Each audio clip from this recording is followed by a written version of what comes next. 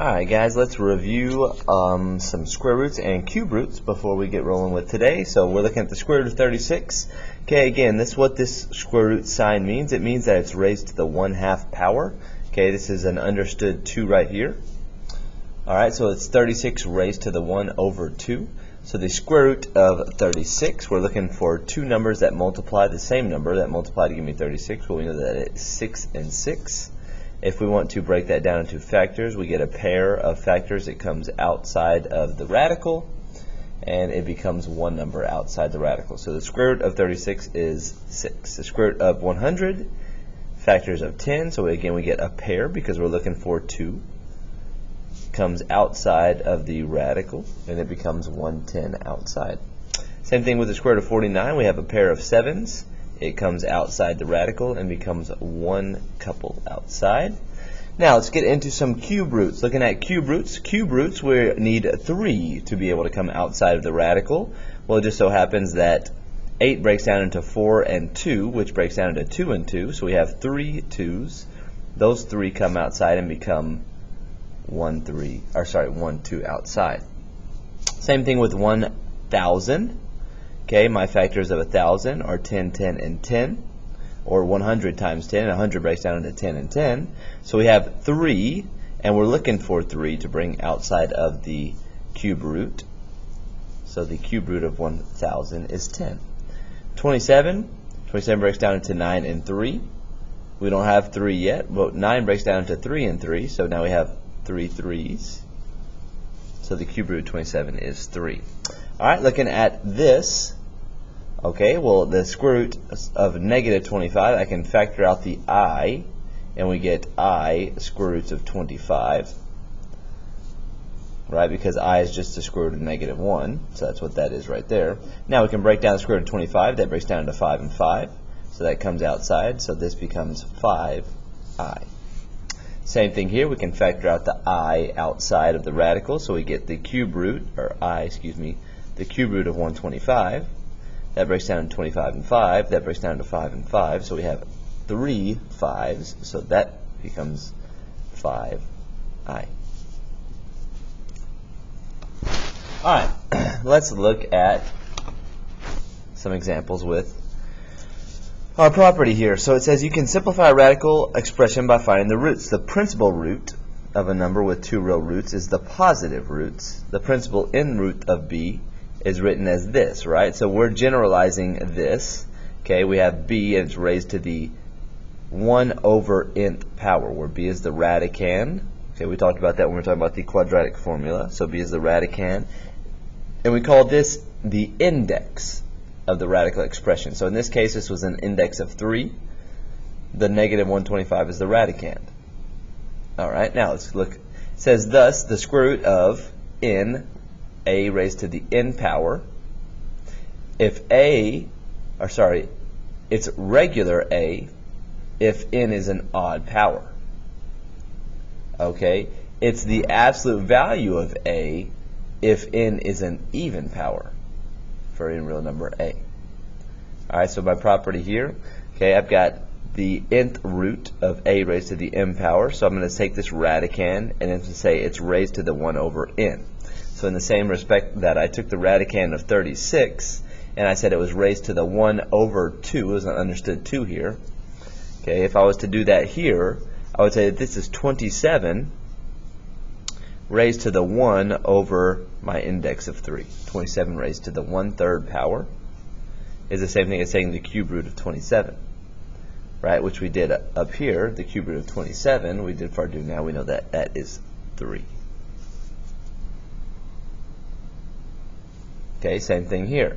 Okay, we have this negative 8, and that's raised to the 1/3 power. Okay, we can factor out the negative and make that I. We know that 8, the cube root of 8 breaks down into 2, 2, and 2. So this becomes 2I.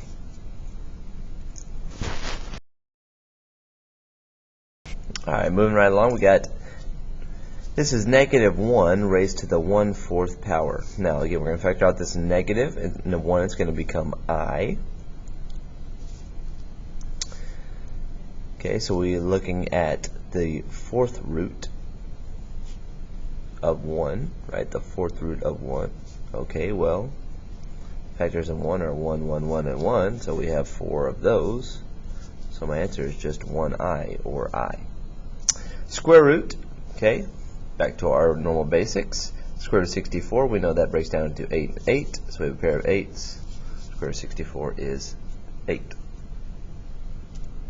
Now, looking right here, okay, looking with variables, this square root of 81, the 81 breaks down into 9 and 9. The x to the fourth breaks down into x, x, x, and x. Now, again, this is the square root, so we're looking for pairs. So we have a pair of 9s that comes outside. We've got a pair of x's that comes outside. We've got another pair of x's that comes outside. So outside we've got 9x times x. Okay, well 9 times x is 9x squared. Now, do we need to put absolute value bars around this? No, we do not, because this is a positive exponent, positive even exponent, excuse me.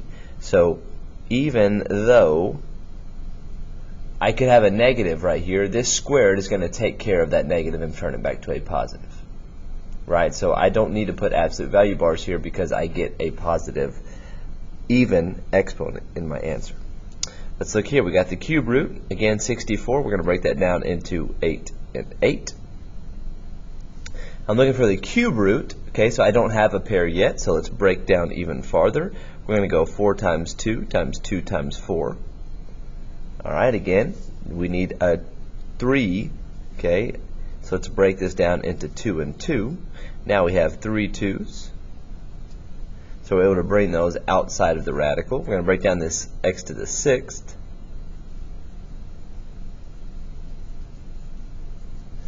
And we're looking for 3's, right? So 1, 2, 3, and 1, 2, 3. Okay, so now what did we bring out? Okay, we brought out a 3 2's, that became a 2. We brought out an x and another x, that becomes x squared. And then underneath my cube root, I still have 8.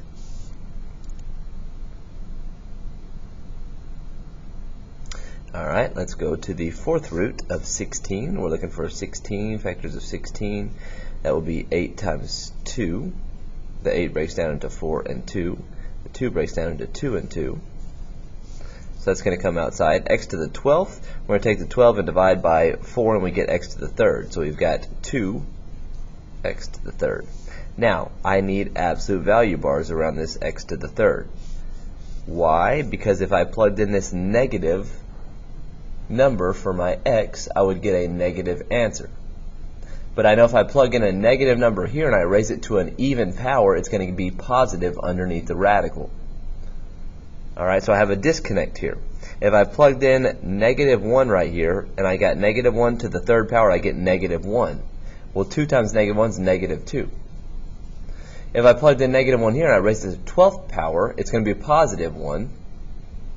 And then times 16, that's a positive answer. So this cannot be the same, right? So we have to put absolute value bars around this. So my basic rule is, if I have an even index and an even power here, and I get an odd answer, I need absolute value bars to ensure that it's a positive.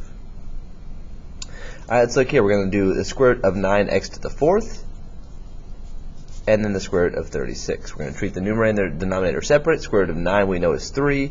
X to the fourth is x squared. So do I need absolute value bars? No, because this is a positive even exponent. Square root of that is 36. I can reduce. 3 over 6 is going to be 1/2, so x squared over 2. Looking at the last two, we're looking at cube roots, so we need 3. So cube root, this is going to break down into 5, 5, and 5. We're going to take the x to the 6th and divide by 3. So we know we get 2 triplets, and we get 3 triplets of my y. So we have a pair of, we have 3 5s. We have 2 triplets.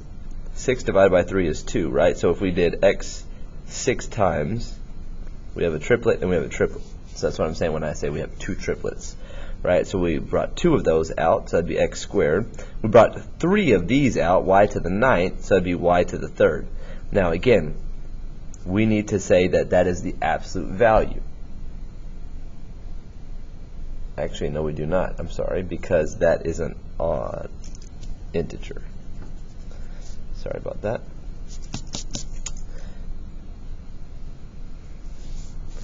All right, last but not least, we're looking at this one. So we're looking at 54.